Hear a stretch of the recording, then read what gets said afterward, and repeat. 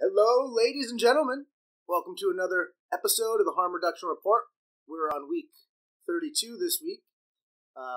It's your host, YourPalKal, here with Alexander. Welcome to the show again, Alex. It's good to have you. Good to be back here. Yeah. We got a interesting topic of discussion for the day. It's very taboo, and I know I talked about it. One episode, we had the chairman of the initiative to legalize cannabis on the show. He met me and he talked about legalization, and he stressed the importance of agriculture and ag revenue and stuff like that and farming, because this is a farming state. So he was very interested in the agricultural side. But today, Alexander and I are going to aim to hit some details in support of legalization of marijuana that are different from that ag revenue type of argument. But before we do that, I want to drop the very entirely necessary disclaimer that the views and opinions that you're going to hear in this week's episode of the Harm Reduction Report do not necessarily represent any views or opinions of anybody else that is associated with the radio station. So keep that in mind. This is just a couple of guys talking about their perspective on cannabis legalization, and it doesn't reflect the radio station or anyone associated with the radio station.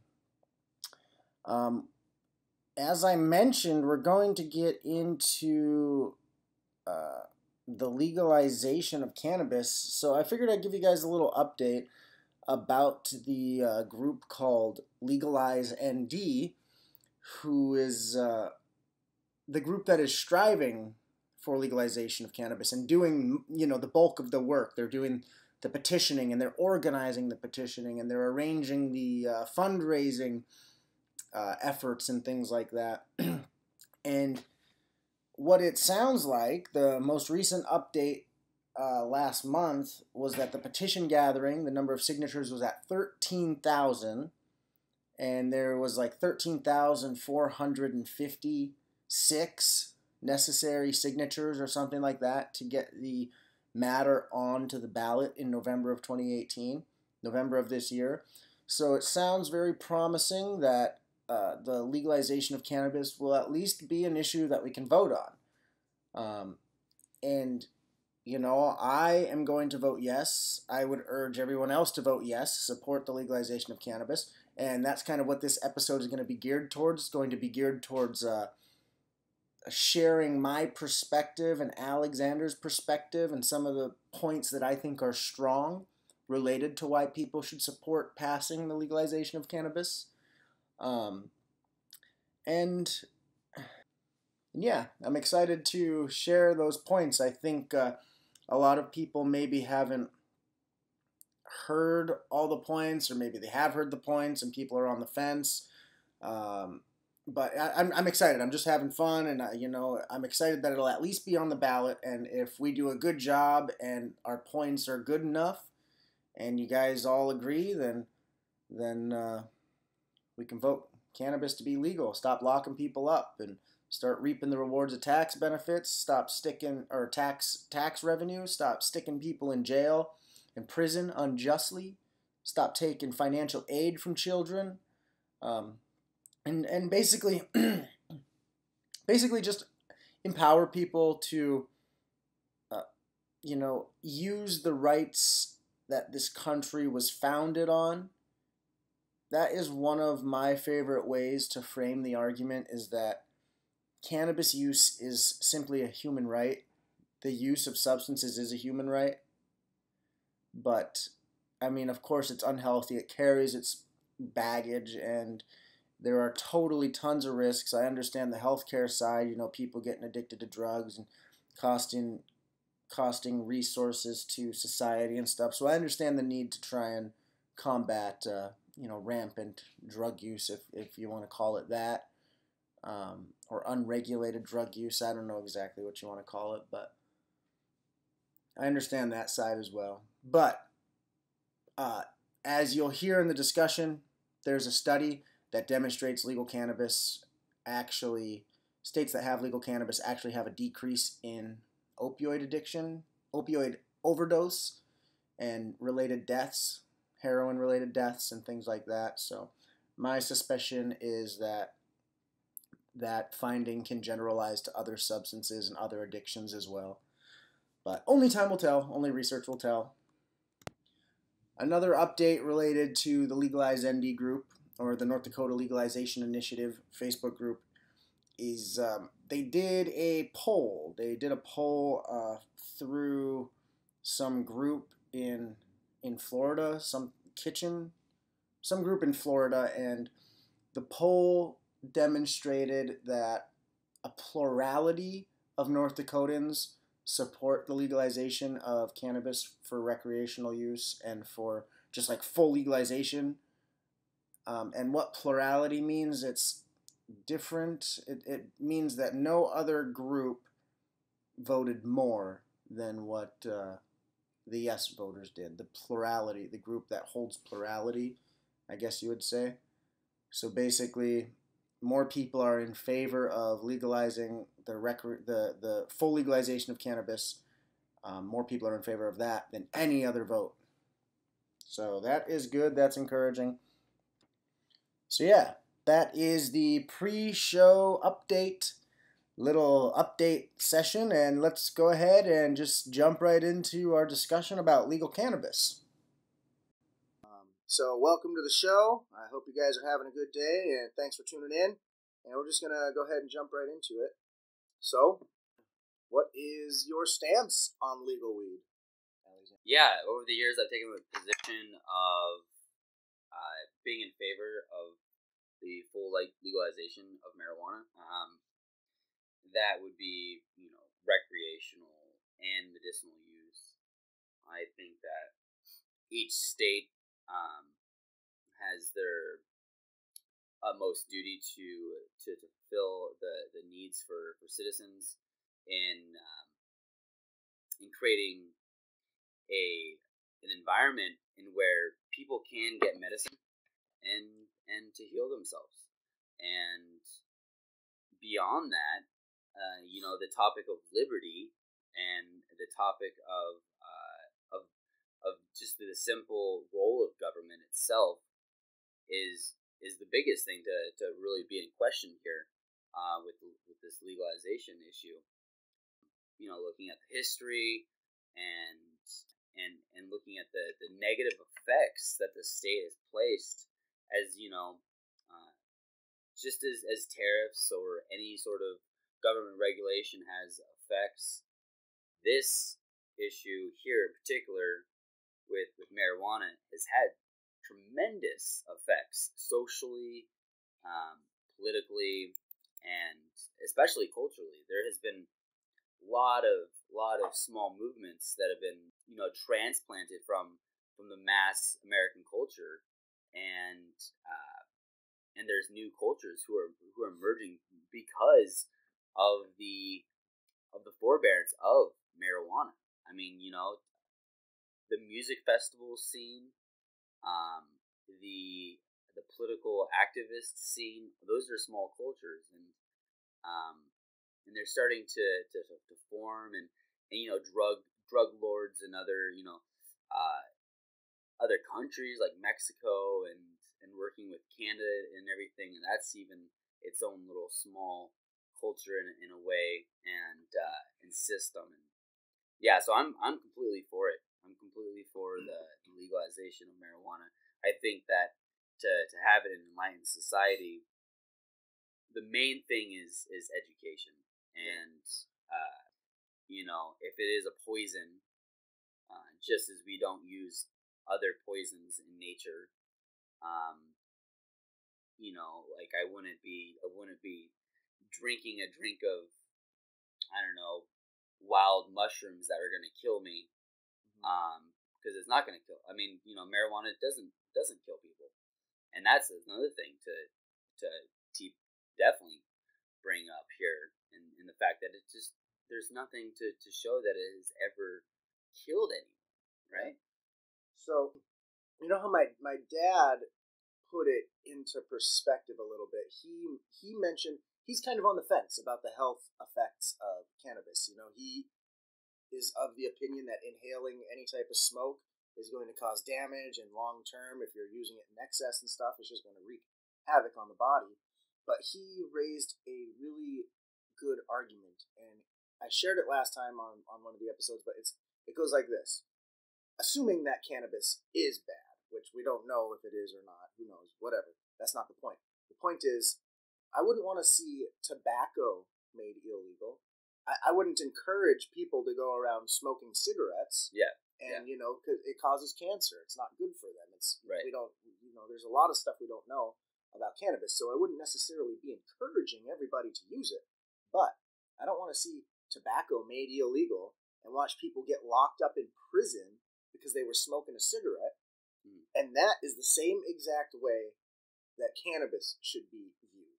Because putting people into prison for smoking cannabis or cigarettes is absolute injustice. I mean, these are people, a lot of people that use cannabis are otherwise law-abiding citizens, I mean, I think it's fair to say that most people in society want to stay within the social norms and within the law. They don't want to be, breaking rules and just doing all kinds of crazy stuff. But sometimes the rules have to be changed, and I believe that this is certainly one of those areas in which the rules need to be changed because it's not serving the people. Prohibition of cannabis is not serving the people. If you look back to what happened during the prohibition of alcohol, alcohol consumption remained about the same. The rate of consumption remained about the same, but what happened was this underground market for alcohol was popping up. And the alcohol was becoming unregulated, and the alcohol was becoming unsafe.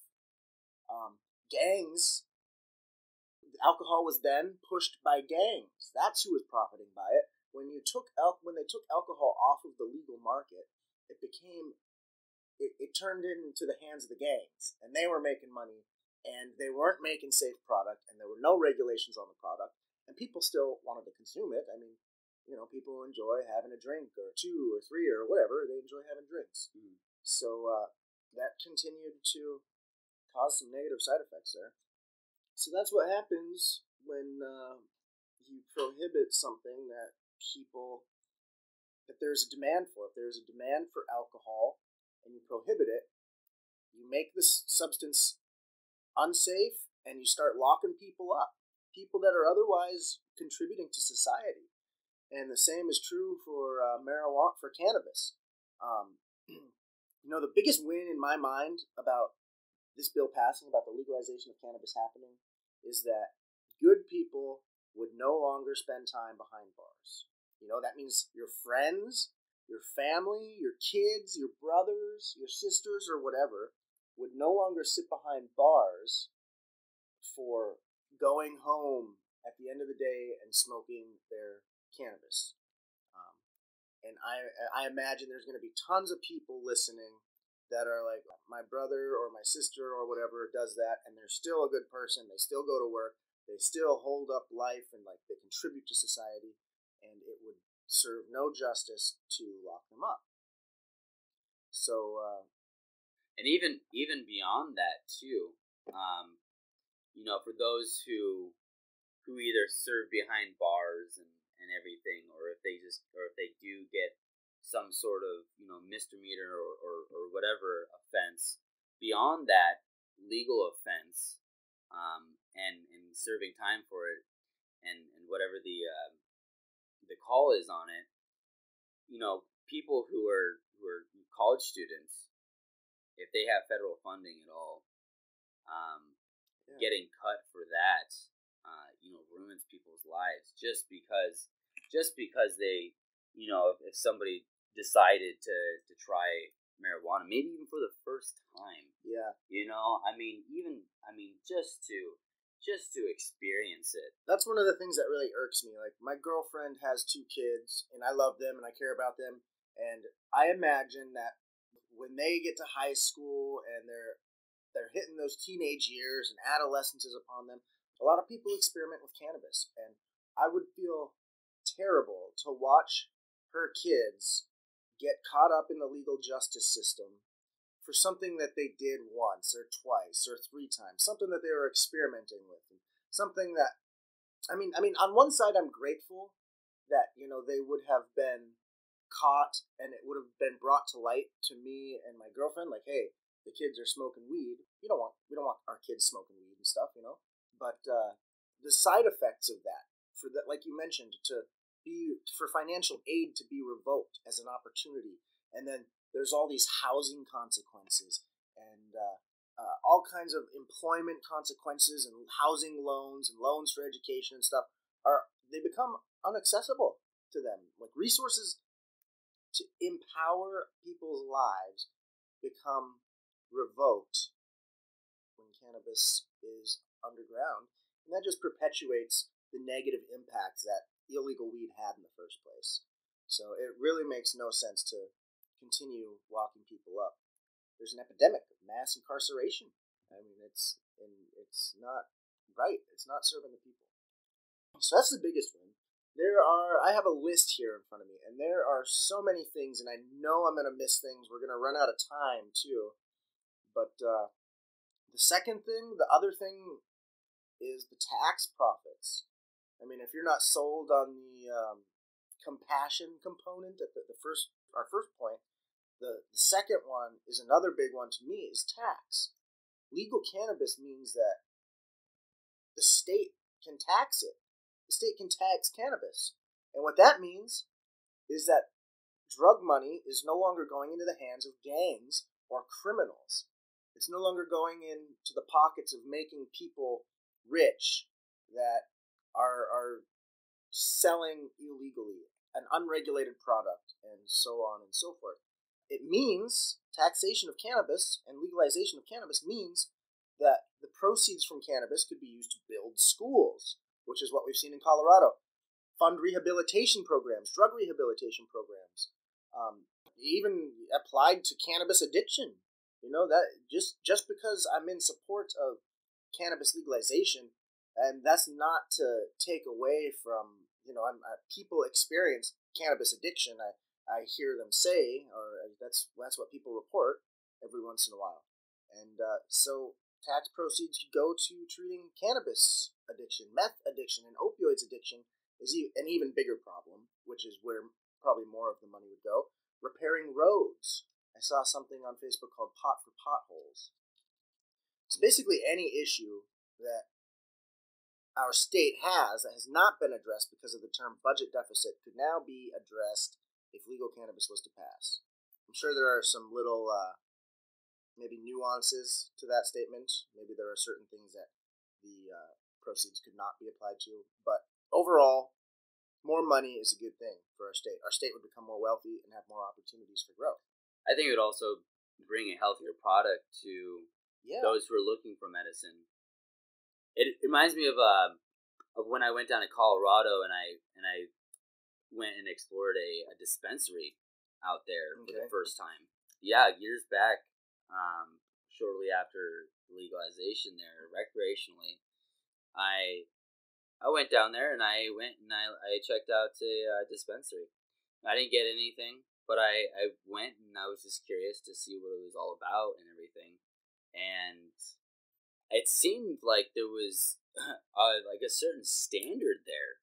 Like there's like a science behind growing a good marijuana and to have it have the most potency for its medicinal use.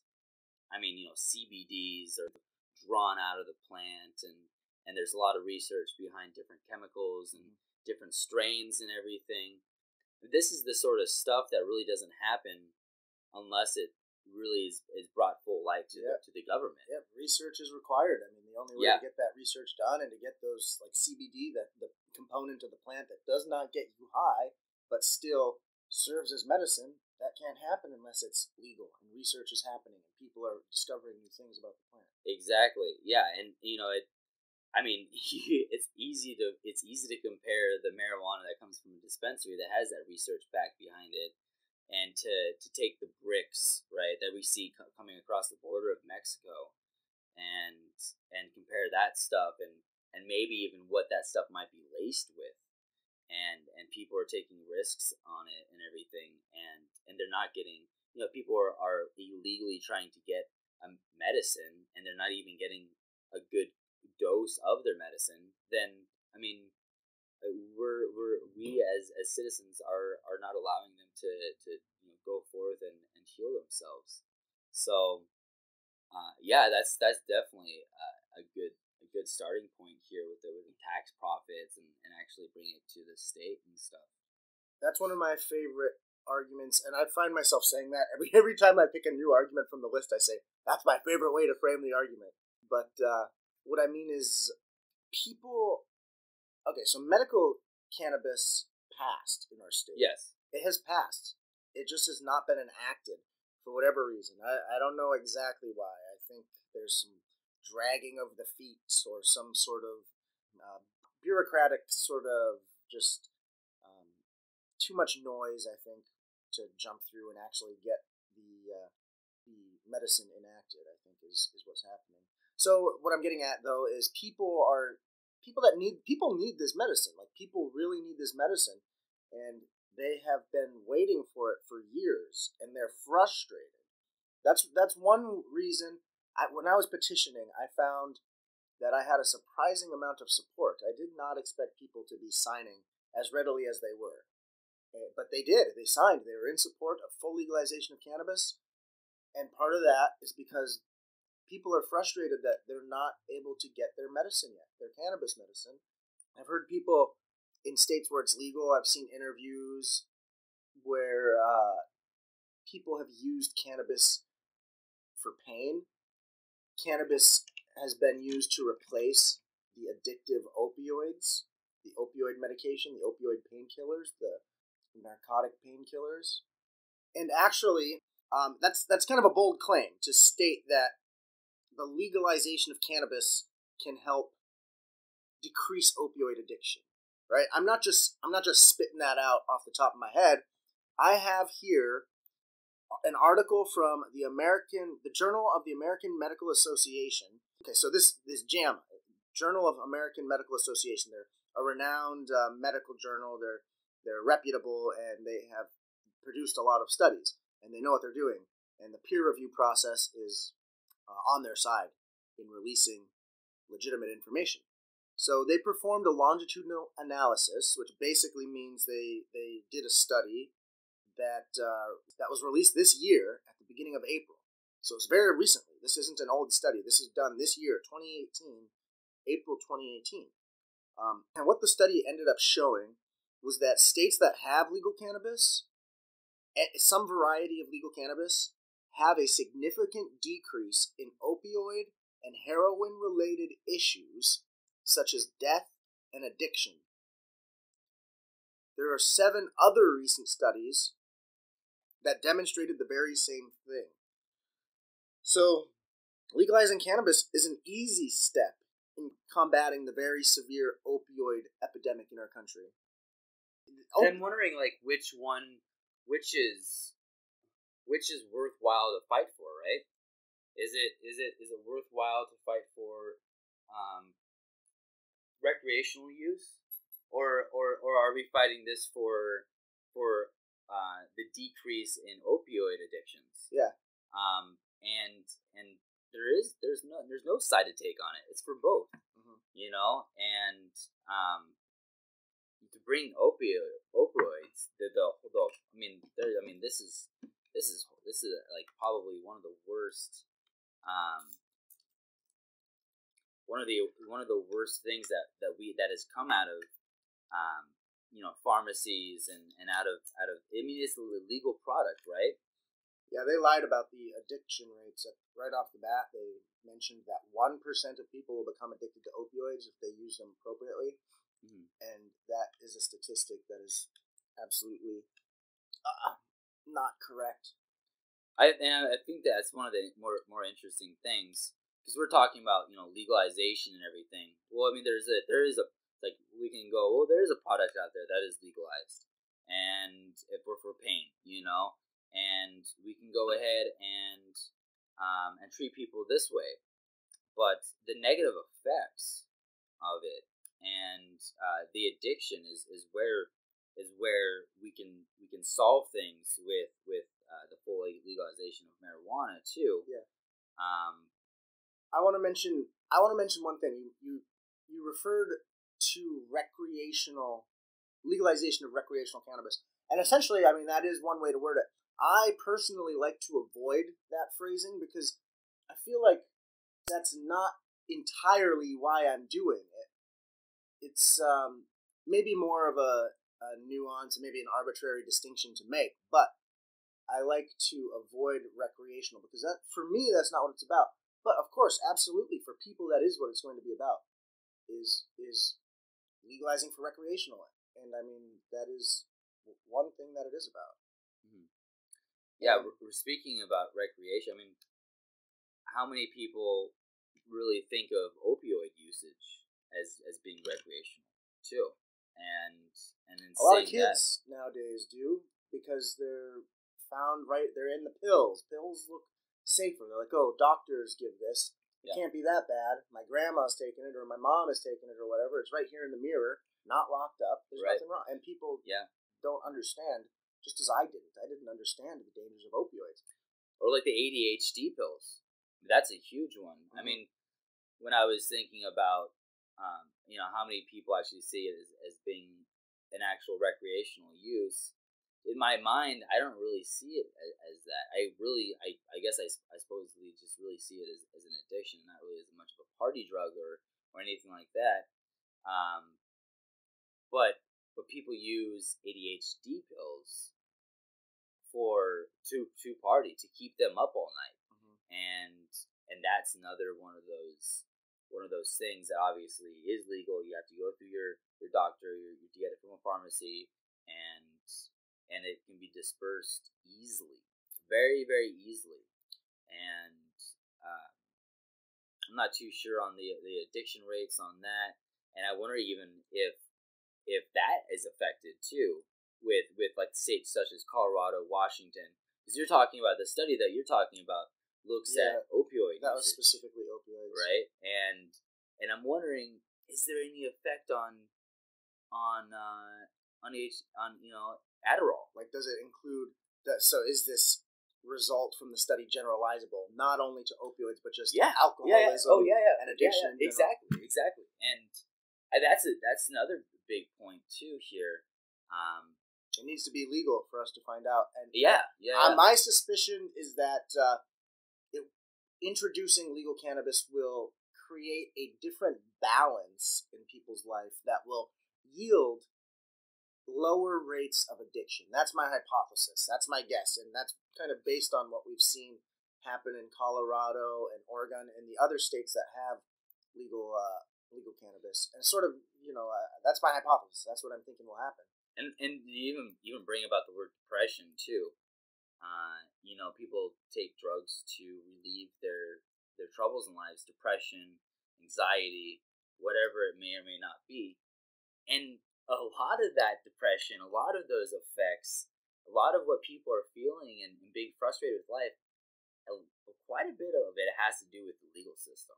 I really think that they're intimately linked because if somebody does smoke pot and throws away their life, like in that way because of how the system is planned, I mean, that affects not only that one person, but it affects their parents, it affects their friends, and it's depressing. It's a drag. It's a drag. And if a lot of people are experiencing that within society, if a lot of people are behind bars, people don't feel free. People do not feel free. It doesn't feel like freedom when there's rules like that, laws like that aren't serving. And we want to escape this feeling of not being free, and so people will take narcotics. People will party on Adderall pills. And that's what we're trying to avoid through the legalization of marijuana fully, not even just medicinally, but actually, I liked what you said about the word recreational, right? Because when I think of recreation, I think of like going to a national park, and going out like recreate, like grabbing my bicycle or something, or like or going out fishing. That's what I think of when I think of recreation. And that doesn't really, that within my mind, that doesn't really encompass the legalization of marijuana. Recreationally, I think it's one aspect. I mean, like, I don't know, I shy away from the term for some reasons, but then for other reasons, like, to be very honest about it, I mean, the full legalization will include recreational use. Like, I also believe that people should be allowed to use cannabis recreationally. I would not necessarily encourage it because of unknown health consequences and whatever, similar to the cigarette argument I was making earlier. Definitely. But, I think recreational is included in there, but I like to shy away because I like to keep the focus on, like, what we're talking about here with the ethical concerns about mass incarceration and then the taxes and stuff and addiction. I like to try and focus it more on that because that is really what is more important to me, of course. But to other people, that's recreational is a legit term. That'll work for. Yeah, it has been working. It has, and I forget exactly how many states are in full legalization. They're up and coming now. Yeah, Canada just federally passed a bill to legalize. Donald Trump is talking about how he is now ready to sort of let states do their own thing when it comes to cannabis, and sort of step back a little bit. He's not in support of Jeff Sessions' view on cannabis anymore and things like that. So I think we're making a difference. It sounds like the people are making a difference. The people are now finally being heard because this is something that people have wanted for a long time.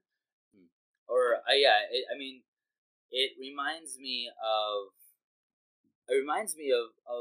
being encultured and like religion, and how people will shy away from other religions too when they're brought up in one specific culture, learning about their specific religion, being told that they shouldn't listen to what other ideas and viewpoints are being preached and everything, and it's this sort of cultural walls that we have in our society, and when people are grown up being told that marijuana is the devil's lettuce or whatever other slang terms and propaganda has been pumped into our society. Pumped into our society by taxpayers' money, mind you, not to really share. I mean, for a government to use those sort of terms and not to bring to light the negative effects of the mind. I mean, it reminds me of Dare too. Is growing up in the 90s. They had these drug awareness, I think it was drug awareness reform education or something like that, or whatever. And it reminds me of how little information was really shared about marijuana. Yeah, like accurate information was not shared. So that's dangerous. That is very dangerous because my addiction to opioids, the reason I didn't understand how different an addiction to opioids would be compared to cannabis was because growing up, I was told that cannabis is addictive, that it's very addictive, and that you use cannabis and it ruins your life, and you stop going to school, you lose your motivation and stuff. And so, as a teenager, I was using cannabis, as I shouldn't have been. No teenager should be using cannabis. And I had quit and started cannabis so many times, very easily, that I thought to myself, wow, addiction is nothing. Addiction is like a made-up term. If this is what addiction is, then I don't have to worry about any addiction. I can quit anything. So taking the step towards using opioids, it was a foolish mistake, but it was based on inaccurate information that I held about, inaccurate ideas I held about cannabis and addiction. I thought that an opioid addiction would be just as easy to kick as cannabis, and I was sorely mistaken. Oh man, I was wrong. I don't remember at all. I mean, going to Dare as a kid, being told why teenagers or why even the youth, because I mean that's what they're preaching to. They're just preaching that it's wrong, right? That if you do it, it's wrong, and you'll become addicted, and this is what your life would end up. I remember, I mean, it was almost like they were trying to scare it out of us. Yeah, they were using scare tactics. It's scare tactics, exactly. And as a kid, I could see like the social consequences, but I don't remember any real like health, like really like somebody like sitting down and saying, well, these are the actual like health consequences too, in the development of the brain. There's a few different stuff that they would have. They would have, with the lungs and that sort of stuff. They would show like a smoker's lungs versus somebody who doesn't smoke. I remember seeing that sort of stuff, and that was powerful. I remember how powerful that was, and that was truth. There's no denying that. When you see a smoker's lungs versus somebody who doesn't, smoke, and after they die, and to have this, image of these two. I mean, that was probably the most powerful thing that I think anyone in our youth could really see. And that's not even scare tactics. That's just plain truth. Yeah, I appreciate what they were trying to do. I appreciate what they were trying to do. They were aiming for harm reduction. They didn't. They used a different approach. They didn't have it all correct. And not that we do either. Along comes another group and says, harm reduction needs some revision. Yeah. And that will probably be true sometime in the future. But we now know that approaching this situation with the DARE model and the DARE approach is not effective, and it's causing negative side effects. So this is a good spot right now to go ahead and plug in a little disclaimer, because this is such a controversial topic. I don't want to bring any kind of negative backlash to the radio station or anything like that. The views and opinions that Alexander and I are sharing right now don't reflect necessarily the views and opinions of anybody else associated with the radio station. Is just simply our perspective, and I will go ahead and go back to the beginning. I'm going to plug that disclaimer in there a couple of times, that like the views and opinions expressed herein are just the opinions of the two people talking on the radio today. So yeah, that's important. So where do we go from here? I guess one thing. Okay, so we've been talking a lot about all of the positives. And there are more. I have a lot more here, but there are definitely some risks. There's concerns. I've heard the trouble raised about like, okay, if cannabis is legal, then what about driving on cannabis? And I can empathize with that concern. People should not be driving around intoxicated on any adulterant intoxicant. People, that's what harm reduction is. That's safe driving. There definitely will have to be rules and regulations implemented.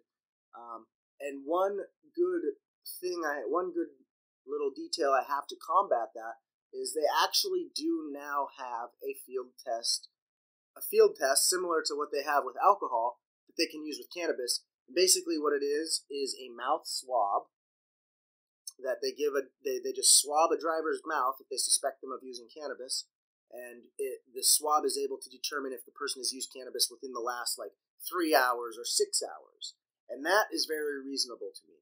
The difficulty with determining if someone is driving while intoxicated on cannabis was because cannabis lasted in the system for 30 days.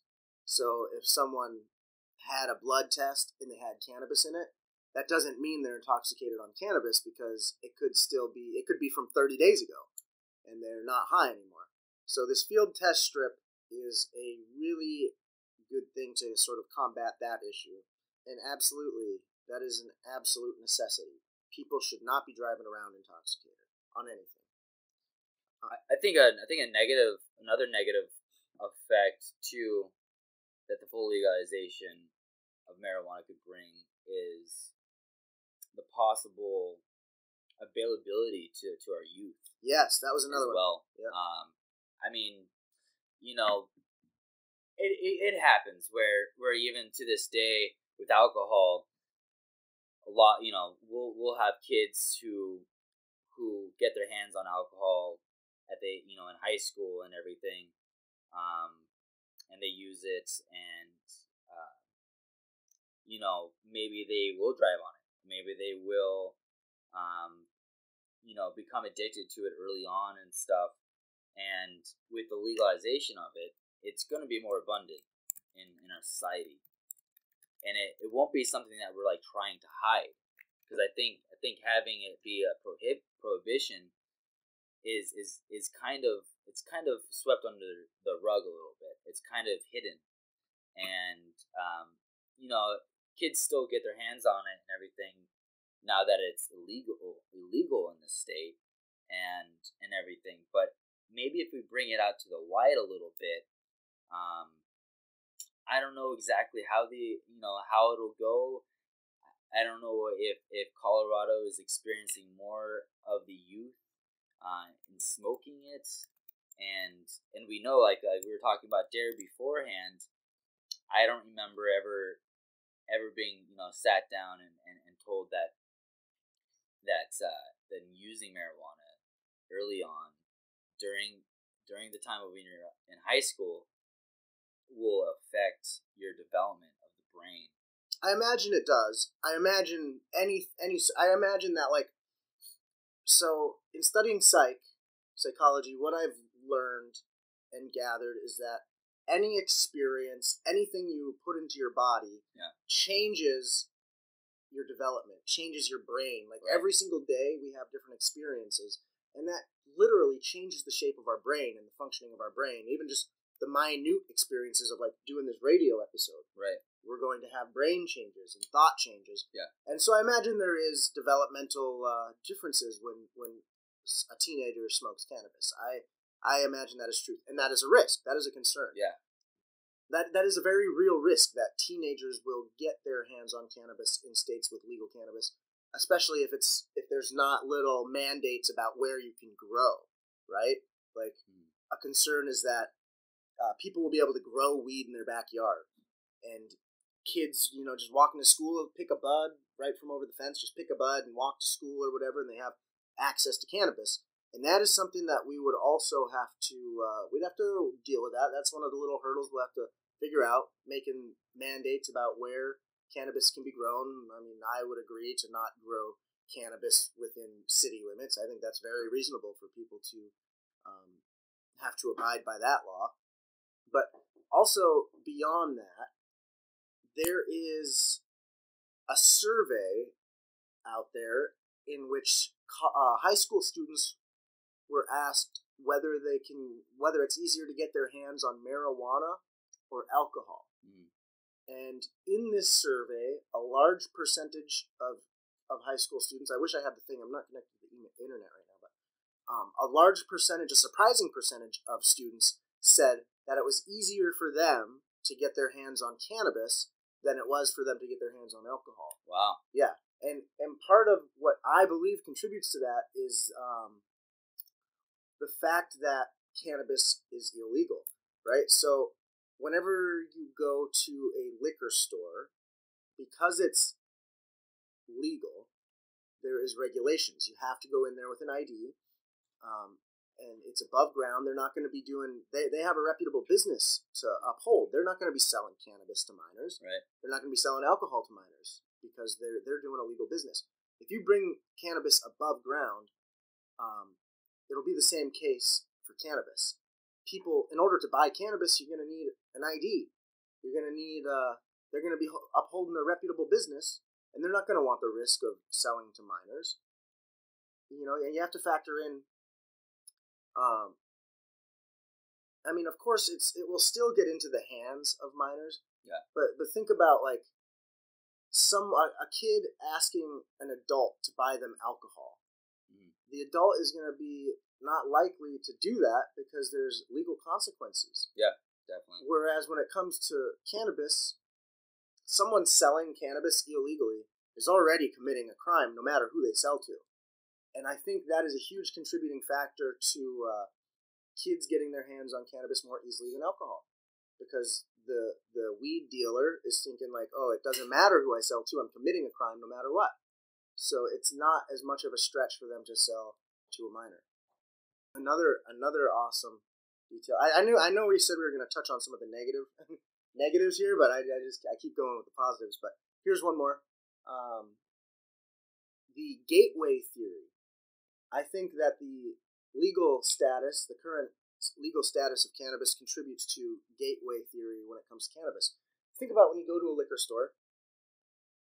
Is there any possibility that you'll be exposed to heroin or ecstasy or even marijuana at the liquor store? No, because alcohol is legal. So you go in there, and the only option for you to buy is alcohol. They're not gonna be pushing these other illegal drugs. So alcohol is not currently a gateway to more dangerous drugs because it's illegal. If you go into a cannabis store in a legal state, is there risk of being exposed to heroin, ecstasy, or any other illegal drugs? No, because cannabis is legal in that state. They're not going to be holding heroin and ecstasy and other illegal drugs in that marijuana dispensary. Yeah, because I mean, if you're going to a drug dealer like on the street or somebody that's selling drugs, oftentimes they're not just selling marijuana. Oftentimes they're selling marijuana, and they also have the connections for cocaine. Yeah. They have the connections for acid, whatever it is. Absolutely. And so I mean, it's easy. I mean, if somebody's like just buying a little bit of pot, from them here and there, for that one drug dealer to go, oh, are you also? I mean, I got some LSD, I got some opium or whatever, yeah, and that, off to the side, and then that person is given that choice then, as opposed to like going to a grocery store, like at a liquor store and not having the choice of marijuana and alcohol. Now they're faced with that choice, and I mean, it brings people to that gateway scenario. Absolutely. In that realm, for sure. That ties into the idea that criminal element is surrounded by more criminal element. So bringing cannabis above ground and legalizing it will help actually keep kids safer. It'll diminish the gateway effect. Mm-hmm. The gateway effect will be much lesser. All right, because it's legal. It'll be similar to alcohol. There's no gateway effect when it comes to alcohol because it's legal. Bring cannabis above ground, no gateway effect because it's legal. And that is based on the idea that criminal element is surrounded by more criminal element, which is surrounded by more criminal element. For example, when right now alcohol is legal. So there is no criminality around the distribution of alcohol. But when you go back to Prohibition days, alcohol is now made criminal, and who surrounds that alcohol? Well, we talked about gangs surrounding alcohol and illegal dealers surrounding alcohol, which means that's surrounded by more illegal behavior, more crime, more violence, more dirty tactics. So if you separate marijuana from the rest of the criminal world, like right now marijuana is surrounded by gangs and illegal distribution, and it's surrounded by more criminality like heroin and ecstasy. You take that marijuana away from that criminal element and distance it, then people are not going to have that gateway option as readily available to them. Yeah, that's astounding to completely get rid of. I mean, not to really completely get rid of it, of course, because I mean, I'm sure it will still exist, but to certainly minimize any of that criminal cloud. That cloud. It makes it noisy. Yeah, exactly. And so I have here, like, by removing cannabis from the criminal element, it makes less noise. It makes it easier to pinpoint truly criminal behavior. Yeah. Truly criminal activities will become easier to detect and easier to notice. Right, and it also won't be a drain on our police force. Yeah, we're wasting resources. I mean, yeah, exactly. It's such a minute thing that happens so often that, I mean, the calls or the search warrants or any of that sort of stuff could certainly, and the time spent, the energy spent, could be really focused on those hard drugs or those really gnarly criminal behaviors and gangs that people that the police units are aware of, and to really crack down on the real issues in society. Yeah, absolutely. And that's where we're wasting resources in so many ways. Yeah, and we're wasting resources to make kids lose access to financial aid. Yeah, to lock up otherwise good people that would be giving to society. We're wasting those resources to skew ideas about addiction. We're wasting those resources to increase rates of addiction. That's what happens when we're wasting resources on keeping cannabis illegal. And as we mentioned in the entire episode, the consequences of illegal weed are astounding and negative, and it's not serving the people. We need to bring it above ground.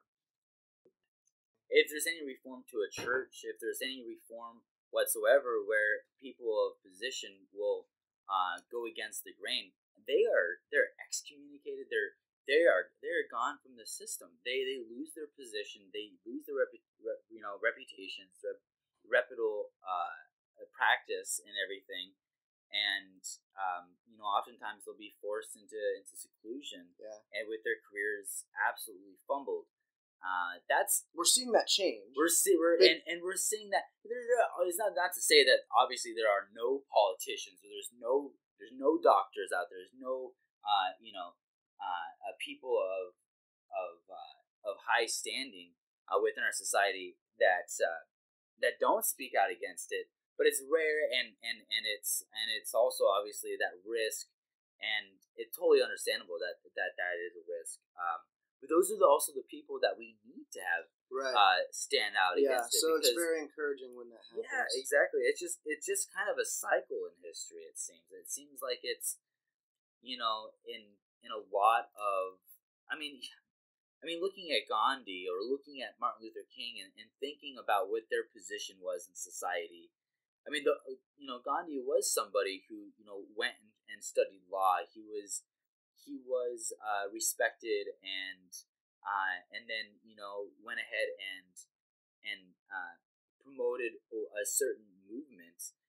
Martin Luther King too had respect in society and everything, and I mean, those are the people that for whatever reason rally behind. The reason really would because they're able to formulate their ideas and to speak well and really are educated and do put the time and put the thought process behind it, and and it's interesting because if you think about it, this is a movement, right, in a way, or not really a movement, but like a social issue that people need to get behind. In American history here, we have many social issues that we've uncovered here, whether it's women's rights, African American rights, and so forth. There's always those key players here, right?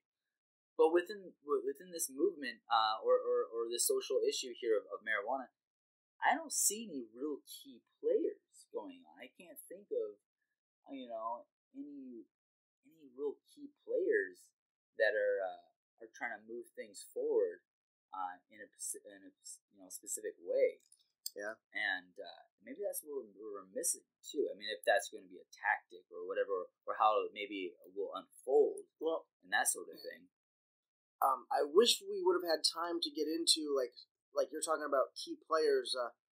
We have pharmaceutical companies that are absolutely going to lobby against legalizing cannabis because, as we mentioned, it can be a gateway out of addiction. So opioid distributors and manufacturers are going to be missing out on some money if people are replacing that pain medication with cannabis. I wish we also would have gotten to a little bit more of the history related to drug law and drug policy, because that is also another fascinating tale of just corruption, really. Corruption and law that does not serve the people. But I hope we can get into that at some point. Maybe we can do that next week, a little bit for a few minutes.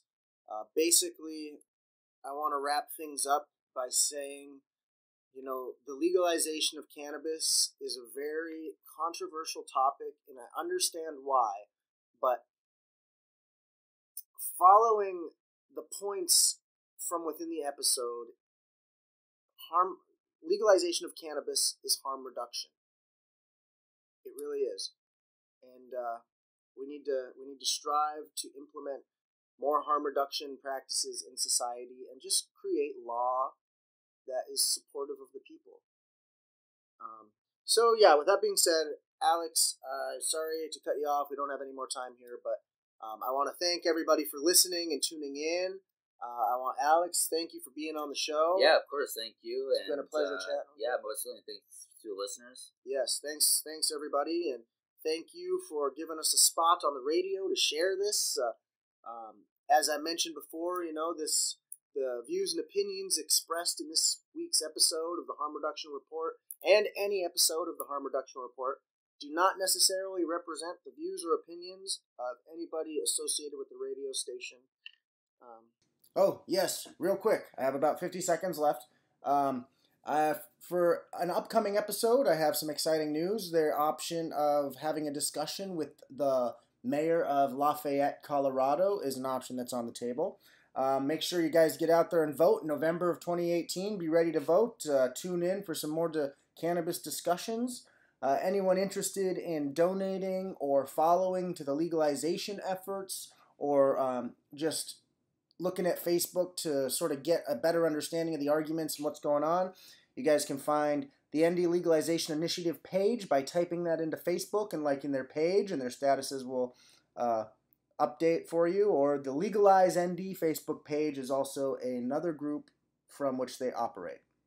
So yeah, I wish you all a blessed and wonderful day, and thanks again for tuning in to the Harm Reduction Report, episode 32, Legal Cannabis. Have a good day, everybody. Sandbag on.